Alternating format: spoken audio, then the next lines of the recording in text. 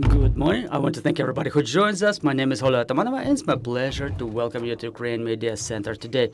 Today we have invited you to discuss quite an important topic. We will be discussing the World Hepatitis Day and Viral Hepatitis Awareness Week. We'll talk about the current situation in Ukraine, about the level of provision with drugs and diagnostics. So let me introduce our speakers. Joining us in the studio are Oleksandr Zaika, head of the Department for Infectious Disease Prevention and Vaccination, Ministry of Health of Ukraine. Also joining us is Nataliia Buhaienko, head of the Department for Organization of Epidemiological Surveillance at the Public Health Center. Also joining us is Iryna Skrypka, specialist in the Management and Prevention of Viral Hepatitis and Opioid Dependence at the Public Health Center. Also joining us is Victoriia Tkalenko, Deputy Director General for Supply Management at the State Enterprise Medical Procurement of Ukraine. About to join us will be Olesia Pohorielova, Head of the Department for Epidemiological Surveillance and Prevention of Infectious Disease at the Kyiv Regional Center for Disease Control and Prevention. And also joining us today is Iryna, member of the Academy of Family Medicine of Ukraine, family medicine physician at the Primary Health Care Center of Procurement district in Kyiv. So I want to thank everybody for joining us. That's quite an important topic. It's been of concern to our society because sometimes some epidemics erupt that we read or hear about. So let's discuss it in detail today. And I would like to give the floor to Mr. Oleksandr to discuss the vaccination against hepatitis type B. So, sir, the floor is yours. Good morning. Thank you for the introduction. This week will really be dedicated to hepatitis. All of the world marks this week. And in the beginning, I would like to thank all of the colleagues who joined us today. That will be a unique opportunity to talk because all of the institutions involved in the process are involved in this discussion too. We will be able to discuss the disease, the epidemiological component and treatment, and a lot of other aspects. That's the first thing. And secondly, on my behalf, I would like to remind you that there are various types of hepatitis, but there are 5 key types that are really important because the hepatitis virus damages the liver, and depending on the type of the virus, it may entail different difficult consequences. Obviously, treatment of different types of hepatitis exists. It's available, but we have to remember about vaccination as well. It's important for me as a topic because I'm the head of this section in the Ministry of Health of Ukraine. And the first thing I would like to mention before we proceed to vaccination is probably I would like to start with hepatitis B. My colleagues will complement on other types. Well, it's a difficult contagious disease. It damages the liver and it provokes the development of oncological diseases, cirrhosis that may transform into oncology with a high level of mortality. And the figures we get from WHO, more than 250 million, if I'm not mistaken, were contracting this virus, and only about 10% were diagnosed and were aware of that status. Quite a dangerous situation. And what's so dangerous about it is that, if I'm not mistaken, about 2.5% of those diagnosed could have an access to quality treatment. Well, it's concerning. In Ukraine, definitely the situation with the hepatitis is a little bit better than all around in other countries of the world. There are countries where the situation is way more difficult. But let's remember about vaccination. It's worth identifying. It's worth getting vaccinated. You better prevent this disease. Ukraine was moving towards vaccination starting from the year 2000, when this vaccine was added to national vaccination calendar, and it became available for the kids under 18 years of age. The vaccine is available now. It's available for all of the Ukrainians, and for the children in particular. I will pay more attention to the children a bit later. But when it comes to risk, those categories of population, those who were born before the year 2000, they are considered to be the vulnerable categories. So first of all, you got to check your vaccination status, address your family doctor, and to get a vaccine if you are an adult You're not getting this vaccine for free as per the calendar, but you can get it at your own cost or at the cost of your employer, but it's still available in the commercial private market. Talking about the children, it's important to get the children vaccinated during the year 1 of life, because there is a risk of chronic development of hepatitis type B in small children under 1 year of age. So I would like to mention there is a chronic form, there is acute form, and the chronic forms are the most dangerous. That's why we get children vaccinated on the first year of their life for free. Everybody who is being born at the maternity homes and then continues to be surveyed by their pediatricians, by their family doctor. So according to the figures that we have, even the first dose of vaccine protects at the level of 50%, even higher according to certain research, and additional doses increase this protection up to 95, up to 100%. That's a safe vaccine, and this vaccination should be taken. There are questions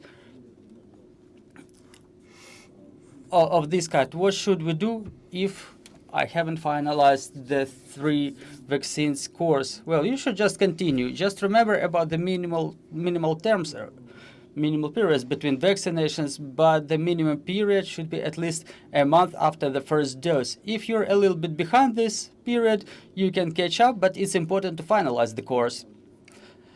And again, let me remind you, the vaccine is free for the children, it's available, and we also recommend the adults to get vaccinated too. We advise those adults to get vaccinated who work with infected materials, or who work with blood, or who work in dental centers, with tattoos, or somehow involved in such type of procedures as cosmetology, those who have a risk of contracting this type of disease, or those who have already potentially contracted the disease, we advise all of them to get vaccinated. And about availability of vaccines, it's really important. Starting from the February 2022, at the beginning of the full-scale invasion of Ukraine by Russia, there was a high risk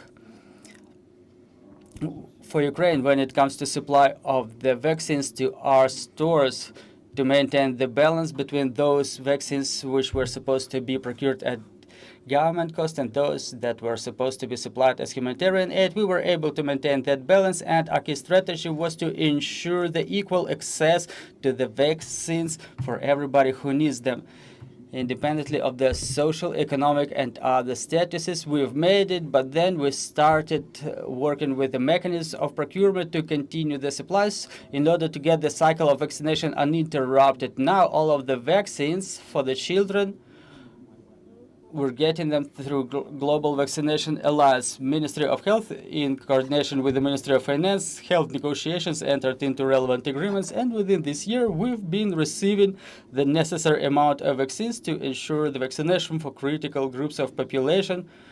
Moreover, we have enough vaccines for a certain period of the year 2026 in order to maintain the cycle uninterrupted and to avail the national procurement operators not to interrupt their supply chains. So using this opportunity, once again, I would like to remind you about the importance of vaccination. Protect yourself against difficult forms of diseases using available, quick, safe way of vaccination. And probably it's not about hepatitis. The children should also check their other vaccination status: mumps, measles, paratitis, smallpox, all those 10 vaccinations that are necessary to be prevented by vaccination. So make this vaccination, address your family doctor. If you've missed your vaccination period or you don't know your vaccination status, your family doctor will advise you properly how to do it. Thank you, Mr. Oleksandr. Unfortunately, around the topic of vaccination, of vaccines, there's a lot of myth, and we understand the importance of this process. That's why I would like to ask you another additional question. You've mentioned the importance of vaccination for the children below 1 year of age. You said they are really vulnerable in terms of contraction of hepatitis, just like you've mentioned it, the chronic form of hepatitis. So why is it so? Let's tell our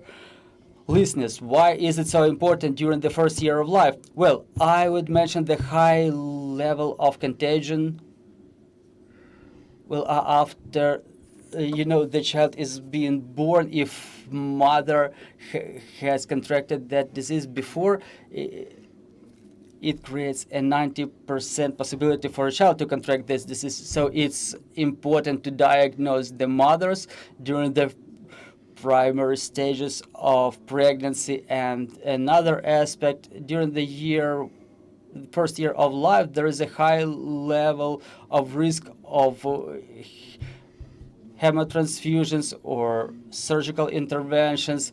And in order to prevent the development of chronic disease, I've mentioned for the children this probability is 90%. Meanwhile, for the adults, this risk is falling down to 10 to 15%. That's why we're protecting the children against the chronic forms during the year 1 of life. This is the 3-dose vaccination structure in maternity homes within certain intervals. Thank you.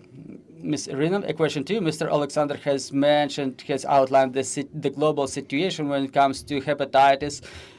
So what is the situation in Ukraine now that we talk about different types of hepatitis, including B, C, and D? Thank you.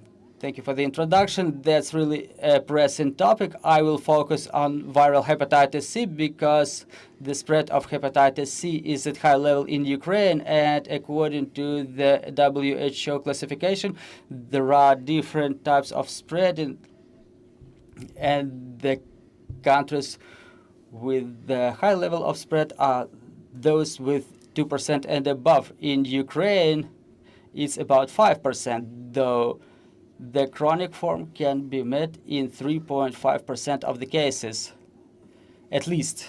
With the full-scale invasion, with what's going on with the risks, with the frequent transfusions, blood transfusions, surgical interventions, non-adherence to surgical control, infectious control, the provision of medical aid in field conditions, it deteriorates the situation with contraction, and we expect that the level of contraction may be even higher. Well, Ukraine has been overcoming all those obstacles starting from the year 2000. Ukraine joined the global initiative on elimination, the elimination of viral hepatitis B and C in 2019, and we've approved the resolution of the Cabinet of Ministers on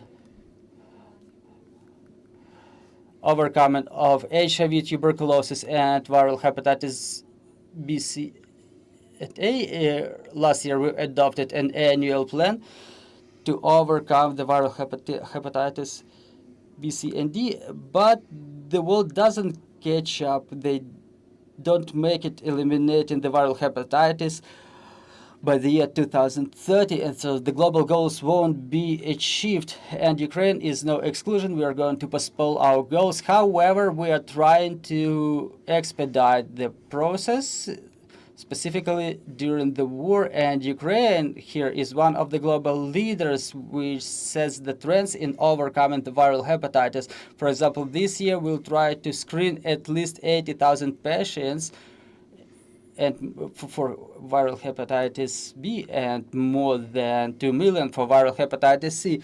On top of that, more than 10,000 patients with virus hepatitis B should get access to available vaccinations, and whether we will be able to achieve it, we'll see at the end of the year. Ukraine was not stopping with the beginning of the full-scale invasion. When it comes to prevention, diagnosis, and treatment of viral hepatitis is the only disease among the socially important diseases that is covered at the cost of the national budget. The budget is being replenished more and more in the year 2024, now that we face certain problems and risks, and it's being additionally replenished in the year 2025. It humbles us because we have an opportunity to provide more access to treatment and diagnostic. Last year, we were able to treat more than 21,000 patients with viral hepatitis C. There were certain risks during the treatment because the access to treatment was limited. We didn't have sufficient amount of medicines to treat all of the patients, and thanks to the resolution of the Center for Public Health, we had 42,000 additional treatment courses for viral hepatitis C supplied to us. Viral hepatitis C is treatable. It can be treated efficiently and quickly because the treatment lasts from 3 to 6 months. It may involve patients with acute form and chronic form. It doesn't really influence the efficiency of treatment or the speed of treatment. The treatment in Ukraine is done using the generic medicines recommended by WHO. Their active components are identical with the originals, and the dosing is identical with the originals.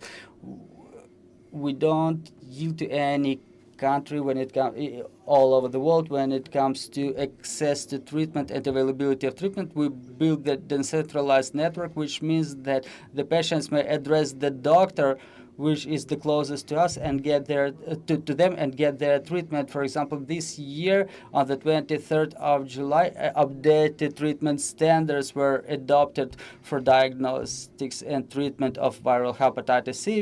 It was a breakthrough for us because we stopped orienting at different schemes of treatment. Now we only orient the scheme of treatment that is allowed for all of the types of viral hepatitis C. In total, it's 6 of them, and now all of the patients with any form of viral hepatitis C have access to treatment, and this is the scheme of treatment that we are going to orient at during further procurement. Is efficient and easy for use for the doctors, and not only the specialists in contagious diseases may be getting involved in treatment, but everybody who got relevant training, and such training can be obtained using the online course at the website of the Ministry of Health of Ukraine. We had quite an expensive practices when it comes to the treatment in narcological institutions that treat HIV and tuberculosis. We ensure the holistic provision of services and provision of such services at the most profound level possible, so the patients have access to both screening and diagnostics of virus hepatitis C. When it comes to treatment of viral hepatitis C, we have certain breakthrough. For example, last year the updated standards for treatment were adopted along with the new schemes of treatment that will be procured at the expense of government budget, and special emphasis was made on vaccination, and not only for the children. We focus on the fact that the adults should undergo vaccination too. Shouldn't they have been vaccinated against viral hepatitis B before? Unfortunately, there is no vaccination against viral hepatitis C in the world, but again, the access to the treatment is available in Ukraine. You can get it, and the treatment is absolutely safe and efficient. Thank you. Well, I would also like to ask you about viral hepatitis. Sometimes when people are being diagnosed with the diagnosis, it sounds as a statement, and you said that sometimes it can be treated quite efficiently and quickly. Is it applicable to all types of hepatitis? Well, viral hepatitis C is curable, unlike that, where hepatitis B should be kept under control. It can be controlled using the medical substances. It remains in chronic form in the body of a human being, but if that person takes all of the necessary medicines, they don't pose threat to all those around them, and in a controlled manner they approach the virus in their body because the level of concentration of virus is falling, and people don't feel themselves worse, or they don't have any additional diseases developing, like liver cancer or liver cirrhosis. This scheme is very much alike with HIV. It's a daily intake of medicines. You should just take it once per day. It doesn't have any side effects. People don't feel worse. Unlike that, many patients who use those medicines, they say they got more energy, they don't have that weakness, they don't have side effects such as sickness, vomiting, increased fever. everything is quite controllable. Well, we lived during the war, and we would like to ask you about our defenders who on a daily basis are in jeopardy. That's really a pressing question for them. The blood transfusion and other processes related to blood or its components. Aren't we ready to consider vaccination for that category of population? Well, it would be really relevant, and we have a lot of requests coming from brigades and the medical doctors of the brigades. This year we are going to try to get the vaccinations for adults and forward them to the front line for the military. Thank you very much for this. Well, and let me add just a little bit, as I was mentioning in the beginning about that balance between the government procurement and supply of humanitarian vaccines. It also applies to viral hepatitis B vaccines, and at the platform Ministry of Health we have an opportunity to place such needs not only for the vaccines but also for the equipment, medical drugs, so that potential donors could have opportunity to access this platform to see the critical needs and to cover them. And in that way, there was a lot of critical equipment, medical drugs, including vaccines, supplies, and rushing a little bit ahead. We're almost through the negotiations with the potential supplier. There is a supplier. The donor agrees to provide the viral hepatitis B vaccines for the adults. Now we're in the middle of sorting out the issues with logistics, and I hope that shortly we will be able to use those vaccines for the adults. So what we do, we collect the needs from the critical categories of population, like medics, including those who provide the aid to the military in the front line, and the need of those medics and the military will be taken into account, like critical groups who require this vaccination. This is the way that we try to cover those needs by free humanitarian supplies, and it's an efficient mechanism that works in Ukraine quite good. Thank you very much, Ms. Victoriia. I would like to talk about the procurement of the medicines, the distribution. So we have a presentation right here, and I'm asking a technical tip to put it on the screen. Hello, dear colleagues. I'm glad to join such a discussion today. Medical procurement of Ukraine. I will tell a few words about us. We are a national agency that transforms the system of medical provision for improvement of quality of life of Ukrainians. We are providing to the medical facilities the necessary medical goods. We have our own warehouses right now. We are enhancing the state's ability to provide necessary medicines, also medical equipment, and we not only procure medical medicines. We are more than 6 years old. We are buying innovation equipment, tomographs, a wide spectrum of vaccines, and so on and so on.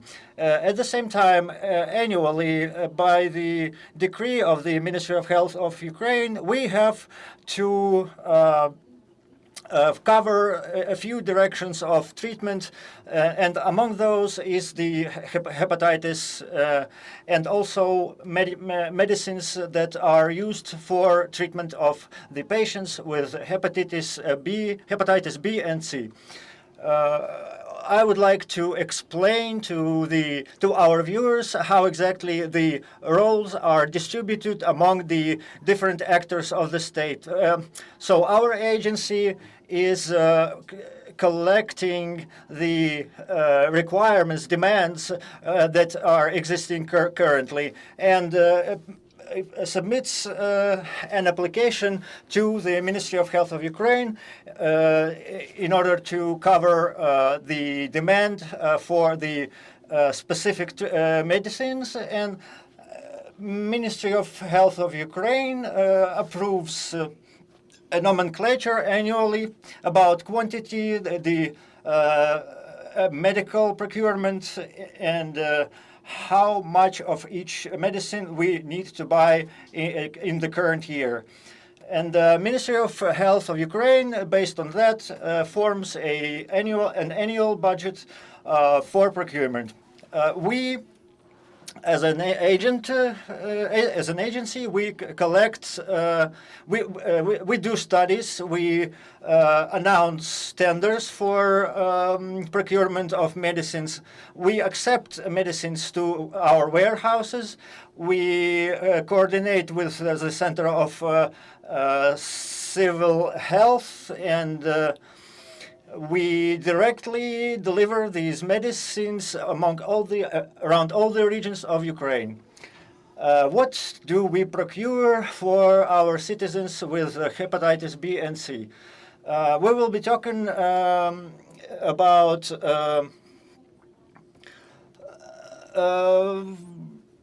among the medical medicines that we are talking about is tenofovir, entecavir, sofosbuvir, and so on and so on. If we are talking about last year, Ministry of Health of Ukraine procured 7 positions of goods for 300 million hryvnias approximately.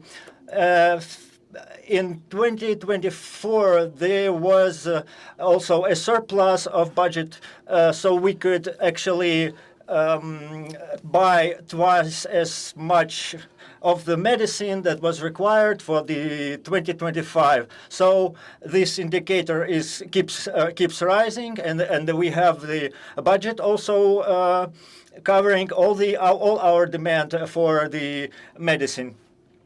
Regarding the status of procurement for each position, if we are talking about 2024, the majority of the positions has been already delivered to the warehouses.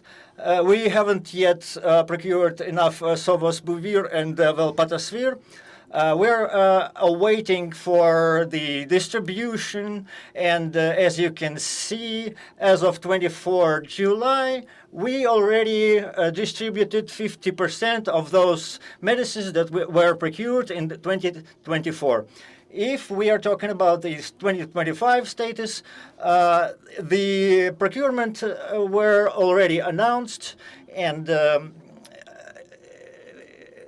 in accordance with our 3-year planning, within this system, we already delivered those medicines to the warehouses, and those medicines are controlled on the entry, and they will be soon delivered to Ukraine. Here I would like to talk a little bit more in detail about the procurement and delivery of medicines and what obstacles are there. So if we're talking about the cycle of production of the medicines, it's on average it's 6 months, and we also take into account 1 month of leeway, which can include, but is not limited to, the acceptance of pharmaceutical production and control of the quality and so on. This process includes acceptance, quality checks, preservation, distribution between the centers of social health, and also we are doing the necessary deliveries when all these processes are finished. After the distribution, the 298 decree of the Ministry of Health is happening on the lower levels of distribution, even without our meddling with it, and in case this is necessary. Also, I would like to say that there is state boards that are online, that are working 24/7. You can see there the submitted applications for procurement of the medicines in the regions, the tender winners. You can also see the schedule of distribution of the medicine among the centers of distribution. And I would like to also ask the state budget for hepatitis B and C 24-25 years. In 2024-2025, does it tell us about the increase of the diagnosed cases of hepatitis C? Yes, it does tell us that the efficiency of the hepatitis was increased, was improved. My colleague will tell about this a little bit more in detail. However, we have acquired a lot of different tests that are efficient. Tests are very efficient because the tests that Ukraine is buying, they have efficiency from 22 to 100%. So the tests show more of the people that have this illness because we are testing more people. Also, we are substantially reinforced by our regional colleagues that are helping us to better find out, better treat, and better collect information about the patients with hepatitis B. So it's not only about the increase in demand for this. Can we say about the increase of the cases of hepatitis B and C?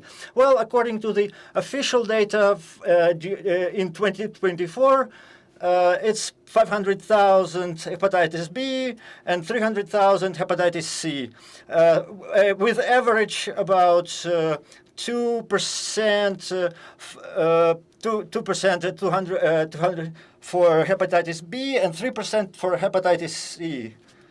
Thank you, Ms. Nataliia. A question for you. We know that the existing hepatitis B, C, and E. I, as an average person, I know that those are not really dangerous hepatitis. Yes, indeed. When we're talking about hepatitis, so we should remember that apart from B and C hepatitis, there is also A and D, and they belong to the innards infections, hepatitis.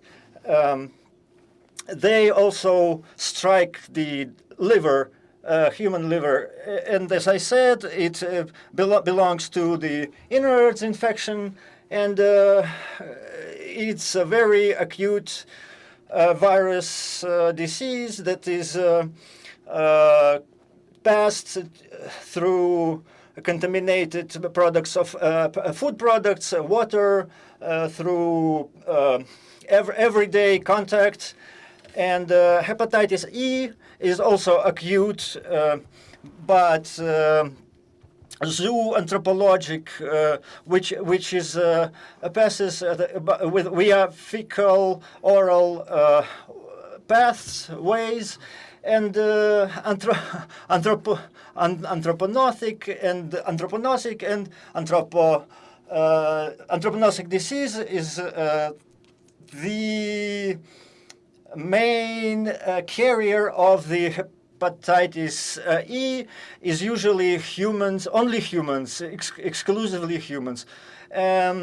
Also has to be mentioned that the domestic animals can also be carriers of the disease. Incubation period for both those hepatitis is about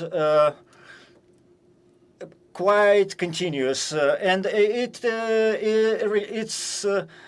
also includes other hepatitis.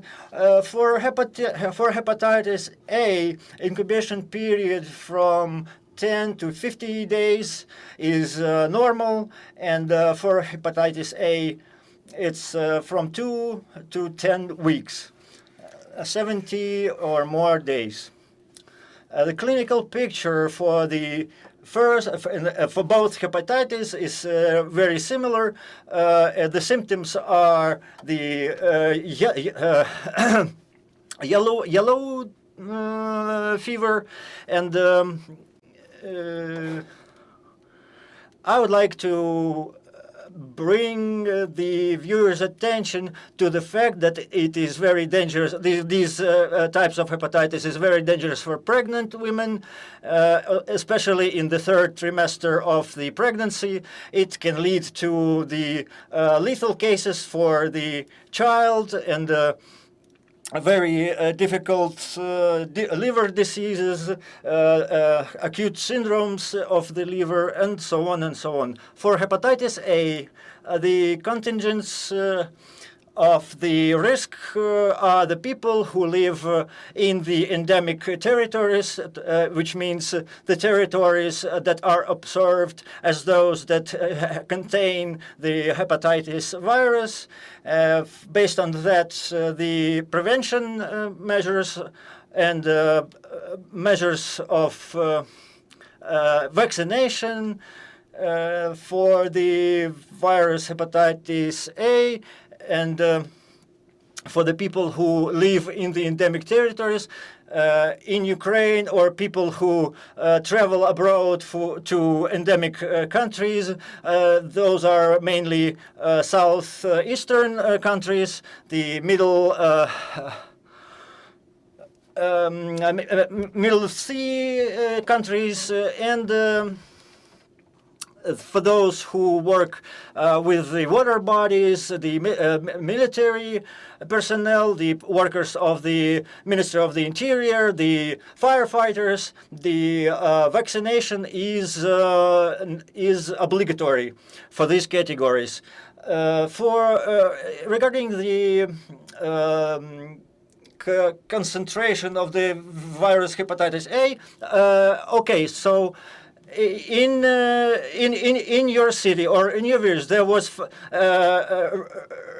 registered a hepatitis. What can we do about it? Well, for hepatitis A, the best protection, one of the best protection ways is to if it's found in a relatively small village, if there is if a person didn't have this hepatitis in the at a young age, they are recommended to conduct a vaccination in this case. So it is recommended according to the epidemic, and if they had this disease before, well, in this case, the vaccination is not needed anymore, because usually the immunity is formed after this disease, which is quite powerful. Thank you. I would like to ask Olesia Pohorielova from the floor, and I would like about the diagnostics and possibilities during the period of the war that we are at now, and the groups of the population who don't have these medicines accessible. What about them? Hello, thank you for the organizers of this event for the possibility to tell about the experience of the Kyiv Oblast prevention facility, especially in the hepatitis, in the fight against hepatitis. Starting 2025, our Kyiv Center of Control and Prevention of the Infectious Diseases has joined the realization of the program for screening of the virus hepatitis and also tuberculosis, AIDS, and syphilis. This program is realized with the help of the multidisciplinary teams and the mobile laboratories. The laboratory was given to us with the support of the UNICEF, and it is riding out in the suburbs of Kyiv and is providing the services of screening for hepatitis B and C, also for AIDS and tuberculosis. Main target group for such ride-outs is the key groups of the population that with a heightened risk. Though these are the groups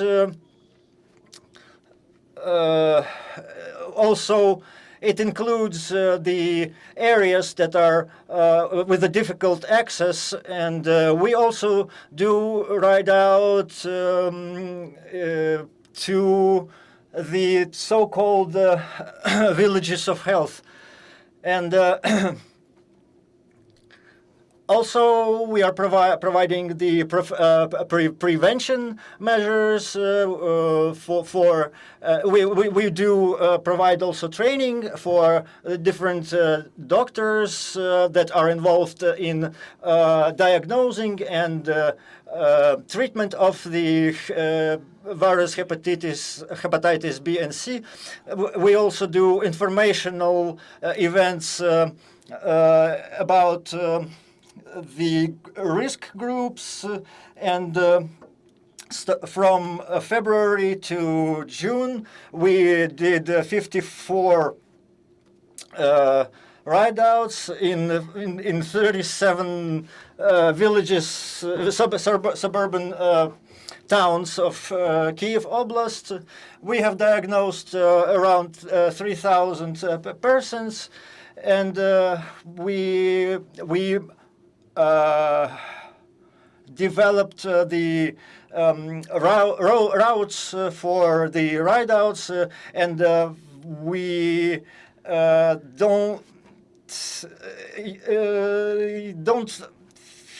don't make the diagnosis like final, because after that a patient will still need to address to family doctor. Miss Iryna, you're a family doctor, which is valuable, and correct me if I'm wrong. In my opinion, you're the first person, you're like the first line the patients see. I mean, those who want to get tested or those who suspect certain diseases in them. So what is the procedure for them when person comes to you? What is the range of services they are entitled to? Well, good morning. Thank you very much for invitation, for organization of this event. You were right to say that today the medicine is structured in such a way that the family doctor is the first point of contact. So the first thing I would like to add, that the first line holds those testings for hepatitis types B, C, D, and it's absolutely free. What you need to have is the declaration with the family doctor. So how frequently it's worth doing that? If a person has never ever made any vaccinations, they're still hesitating, how frequently should they take the vaccination? This is exactly what I would like to proceed to. When a person comes to their family doctor, they don't just undergo a test, just the one that they could buy at a private laboratory or in the pharmacy. They get pre-test consultation and post-test consultation that is important for further treatment and prevention of viral hepatitis. Well, during the pre-test consulting, the family doctors have the screening forms where they can observe different risks. Well, the first question everybody could ask themselves, I think, that the patient is being asked whether they have ever been tested for viral hepatitis C within the last 12 months. Also the questionnaire contains questions whether the patients are vaccinated against viral hepatitis B, because there is a lot of population who are not yet vaccinated. And as doctors, for example, I'm a medical doctor, I understand the risk, I'm vaccinated myself. But there are questions related to parenteral ways of contraction, for example, if they were ever blood donors, whether they have ever been transfused blood or components. Then tattoo piercing, you can see these days fashion that increases the risks of contraction viral hepatitis B and C. After the patient gets through the questionnaire, they get tested. I would like to cover the test just in a couple of words. What needs to be known? Those are certified tests with high sensitivity. What does it mean? That according to the standard hepatitis, they have 100% sensitivity to hepatitis B and 95% to hepatitis C. So during the screening stage, they can let us know whether people have hepatitis, and this testing doesn't require additional laboratory or special conditions for use. First of all, the system has everything for such tests, and medical doctor who does it, they only need a timer to correctly read the test results. For the time being, I can say that in our institution, the testing is held within 15 minutes. It's quick, it's convenient, it's modern. And why did I emphasize the three stages of testing and consulting? Because a patient, when they get a result, they say it's negative, it's fine, everything's fine with me, but that's wrong. If you apply for testing, you might have had some risk of contracting hepatitis. You didn't get vaccination against hepatitis B. So even if your result is negative, a family doctor should advise you certain preventive procedures or to undergo the testing against hepatitis B. I really appreciate Oleksandr having emphasized the fact that we really need vaccination, because we see the anti-vax tendencies developing. And according to the statistics of our center, I would like to say that during the year 2024, unfortunately, we've identified hepatitis type B in one of the children. Unfortunately, that child was not vaccinated. In fact, that person applied to the family, addressed the family doctor to enter into a declaration, and with the beginning of the full-scale invasion, we have the level of hepatitis C growing. We know it's not vaccine-controlled type of disease, and according to the statistics, the level of growth is 30-35% per year. We started testing the military quite actively, those who come back from the front lines. And unfortunately, they demonstrate certain risks that pose risk to other categories of population. So this matter that we're discussing today is really important. Also, I would like to emphasize, if the patient sees, I want to tell them, your positive result doesn't mean anything. I understand that any bad news creates panics, but in order to explain anything, you need a doctor. The doctor can explain that it's a screening stage, and then there is a verification stage, and you will be advised to undergo the verification test to identify whether you really have viral hepatitis or not, and get recommendations from the doctor. The doctor can give you a prescription for those tests, and at the same time, they can refer you to dietologist or infection is so dependent on the type of disease that we suspect. Also, I would like to emphasize that the patient shouldn't be afraid. If you suspect hepatitis, also get tested for HIV. All those diseases are interrelated, and the risk should be better excluded, because as a first point of contact, I see a lot of such risks evolving. Well, I think that the family doctors, they a little bit stigmatize those, and they may not provide, for example, that questionnaire to get tested. Can the patients insist on getting tested? Well, there is the order of the Ministry of Health number 504 that has a list of all of the tests that should be held by the family doctors, and they include HIV, viral hepatitis B and C. Why do I emphasize this questionnaire? Because on top of viral hepatitis B and C, there are certain indicators, and we don't test everybody just randomly. We have recommendations in according to which we want to identify relevant patients, to diagnose them, and to make sure they get their treatment as soon as possible. So it's not going to be the rejection from their family doctor. It should look like an explanation. What are they supposed to do, in which terms, if they ask for consultation. And as we evaluate certain risks, I haven't seen any rejections by the doctors or by the patients. And if you allow me, I would like to know two more things. There are two packages provided by the National Healthcare Service, according to which the doctors may reject. First is the military test medical commission, and the second package is the scheduled surgical interventions. They include the hepatitis B and C package, as well as HIV and syphilis. If a person doesn't have risk according to the questionnaire, if they're not supposed to undergo the testing, the patients can be referred to that doctor who is about to do the surgical intervention and to get a prescription from them. So again, the procedure for those who got their status verified and confirmed, what happens next? What do you do next? Whom do you refer the patients to? Now that the number of positive results is growing that require further confirmation, we exercise control over those patients, because if a family doctor don't supervise them, that case is going to repeat. Like, oh, I already knew I had hepatitis, I just wanted to get checked once again. So I think that the patients should not rush to the laboratory, but rather be surveyed by the infectionist doctor or gastroenterologist and then get tested.